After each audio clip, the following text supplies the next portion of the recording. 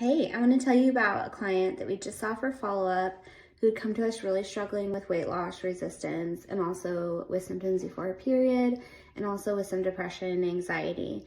So the first thing we did is we had her wear a continuous glucose monitor, and I'm going to show you what we found.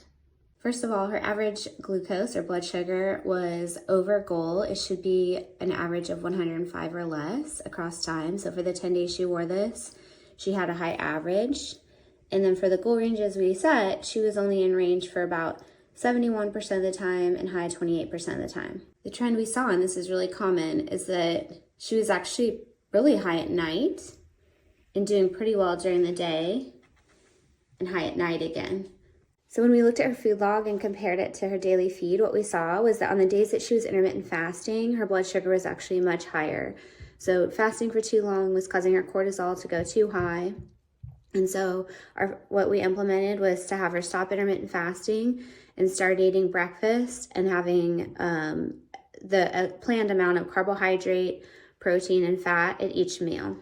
Here's her CGM feed for after this, and her blood sugar was coming in within goal for her averages. The next thing we started working on were addressing these peaks, and what we found was that she was eating healthy carbs, but they were the amount was out of proportion with her protein and her fat. So once we remedied that, her numbers got even better.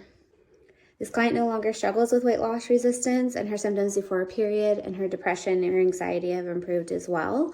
Part of that is related to the improved blood sugar, and part of it is just the overall improved diet quality that she's worked on with us. And so if you're looking for an integrative root cause approach, connect with us and we'd love to help.